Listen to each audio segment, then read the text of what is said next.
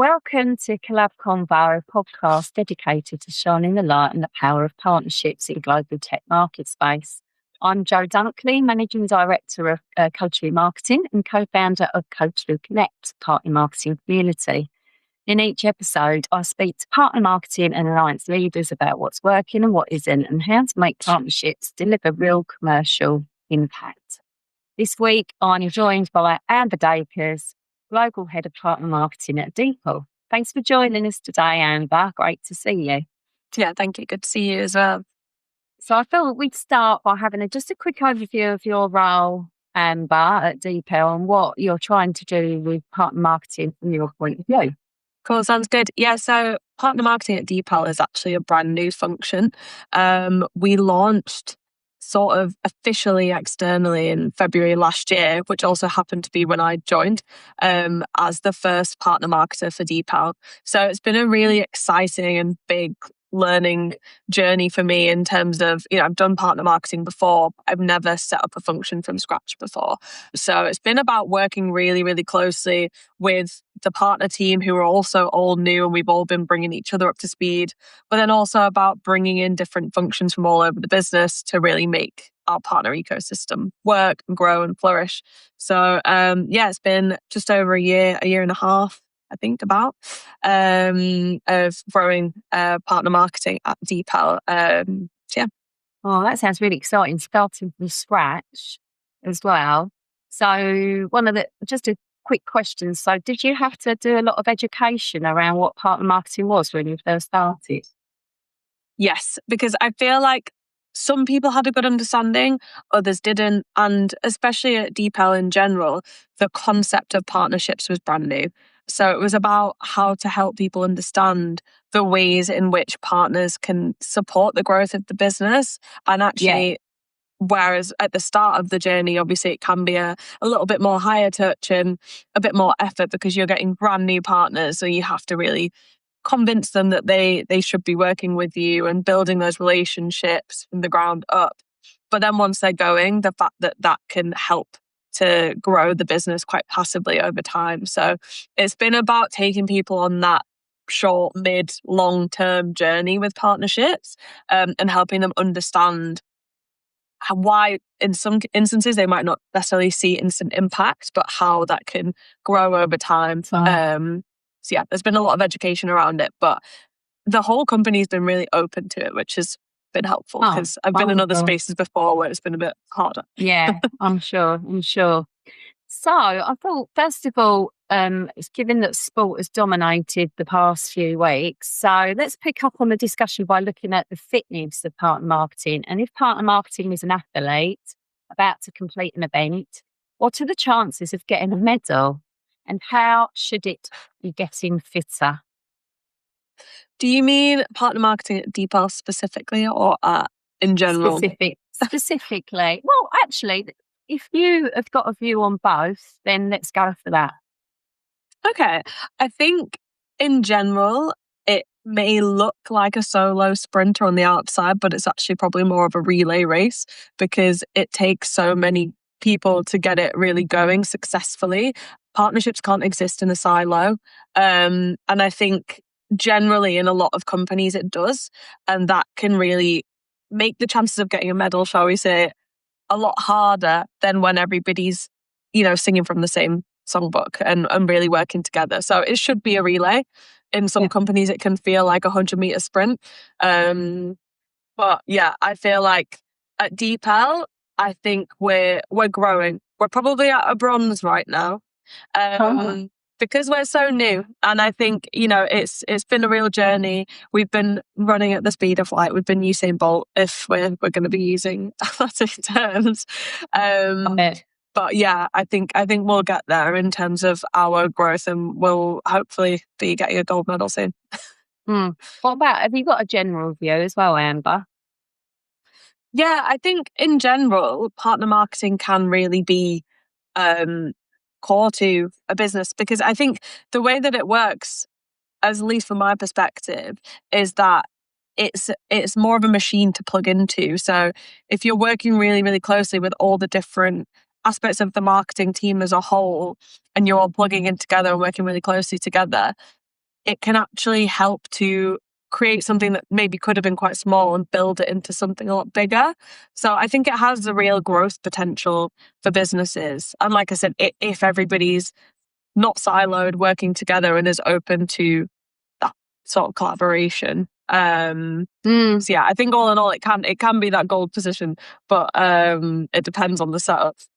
Yeah, I completely agree, actually, Amber. I think it is about, I see so many partner marketers sitting on, on their own and sort of not integrated into the overall strategy. And I wonder whether it's because the actual CMO might not understand the benefits of the growth opportunity from a partner point of view. I mean, definitely from a partnership point of view, in a market that's very challenged, it's a great economic way of driving growth. And that's my view, anyway. So it sounds like partner marketing is really important to DeepL, and you've explained why. What's the expectation for partner marketing to innovate? At the moment, obviously AI has been a really big thing for everybody across the board, and especially at DeepL within our marketing team. For me, it's been about how do I use AI to make my work more scalable, to give us more with less. I'm a one-person team. I sit in a team with field marketers, so I have that sort of collaboration aspect from that point of view. But in terms of actually hands-on execution, it is just me globally. So it's about how do I use AI to help me do more with less, and build solutions that can help support both the partner team, the rest of the marketing team, help people understand what partnerships does, but also add partnerships flavor into everything new that's created. And then beyond that, in terms of innovation, when it comes to ideas and initiatives, it's teaming up with other partners that also want to do more, want to get more splashy with the brand, and really honing in on that and coming up with creative, fun ideas. DeepL is a really cool product, right? It's translation, AI-powered translation. We have DeepL Voice as well, which is voice-to-voice translation. So there's so much that you can do with that. And I think that's where we're able to get partners really excited about how we can collaborate on fun and creative projects to help promote those products. It sounds like AI is your sparring partner when you're looking at innovative ideas for partners. Great, interesting. And I think growth is the overall theme here, isn't it? Because everyone is being targeted with growth, with budget cuts as well. So it is a challenge at the moment. So how many partners have you got, Amber, at the moment that you're working with? We have roughly 60. To say we started with 3 when I joined last year in February. So we've grown really quickly. Yeah. But yeah, there's probably around 30 that I'm actively working with or supporting in some way, shape or form. Oh, right. Okay. So why is it that you're focusing on just 30 when we've got 60? For me, it's what is really going to move the needle because it's such a new muscle that we're trying to train.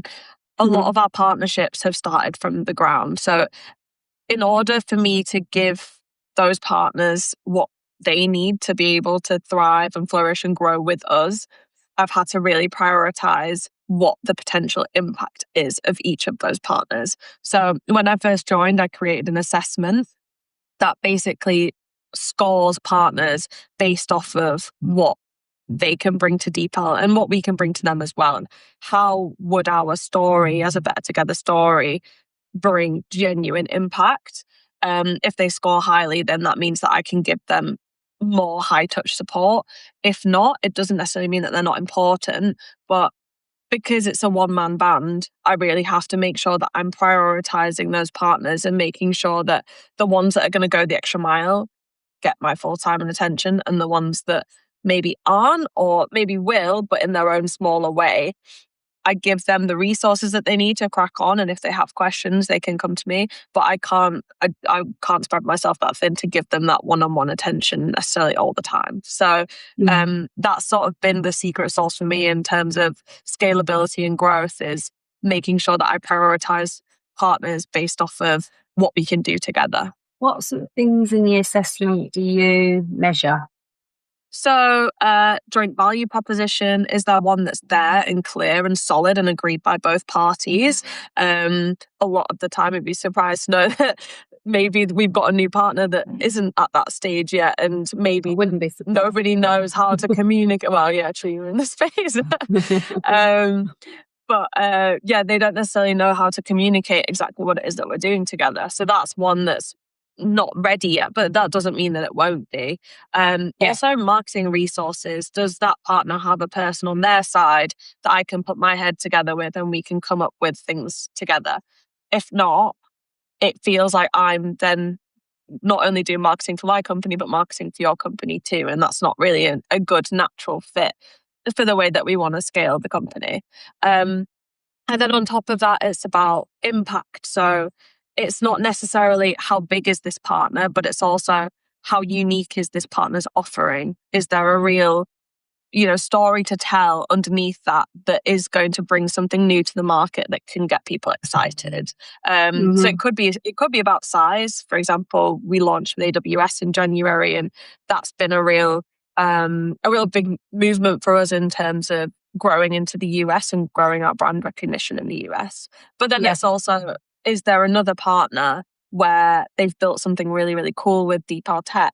And maybe they're not huge, but maybe they're doing something really interesting that people would love to take a look at, play around with, and see for themselves. So that's sort of one of the measurements that I do as well. Brilliant. So bandwidth is the problem, and you're assessing really on getting growth in the market or cut through in the market are the two sort of levers by the sounds of it. Great. Exactly. That's fab. Brilliant. Thank you very much for that, Amber. So I think moving on just slightly, before we wrap up, I'd love to sort of shift gears slightly and talk about your experience as a marketing leader. So looking back at your career so far and where you've held roles, and I know you've been at ThoughtWorks and Cisco and Astra and all of those actually as well. What's the one thing that made the biggest difference to your career progression? I think for me, it's been about, I definitely found my niche in partners. It's something that I started at Cisco and I really enjoyed it, but I was on the other side of it. So I was the big fish partner that's got hundreds of little partners to work with and figure out how to spend my time and how to support them. And then I worked at ThoughtWorks, which was the other side where we were a slightly smaller partner and we had a bigger partner ecosystem. And I think for me, it's been about making sure that once I found my niche, I get to see all sides of it and figure out what part of that world that I really enjoy and that,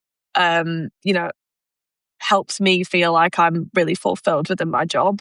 But I also think one of the things has been really going after what I want and communicating that with my managers. I've been really lucky to have a lot of really, really great managers in my career where I've felt confident and comfortable to speak to them about the things that drive me, the things that don't. And that sort of enables them to help steer me where I want to go, whether it's internally or elsewhere. So I felt really supported in my career with that.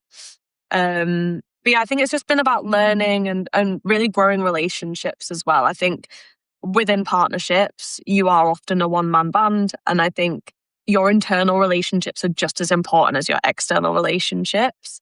And I've been lucky enough to work in some really great teams where I've made really good friends and colleagues and people that really support me, as well as me being able to give that support to them too. It's great, and it's really interesting that we have sat on so many sides of the fence. Amber, have you got a favourite? I like what I'm doing right now, to be honest. I feel like being able to build something from scratch, whilst it can be a lot of hard work and a lot of work, because it's quite overwhelming to take a look at everything and go, right, where do we start? Because there's so much to do. But I found that really engaging and really stimulating. I've really enjoyed being able to go, right, what do I actually want partner marketing to look like? What should it look like? Let me try this. That didn't work. Okay, let me try something else. And just like playing around with that has been really fun for me. So yeah, I think this has been my favorite, building from scratch.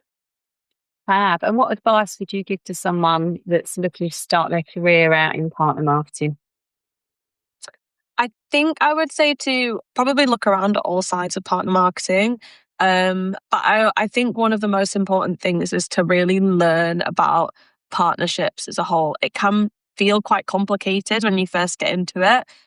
Because there's so many different types of partners, there's so many different structures, so many different ways that, people get paid, people collaborate, people work on accounts together.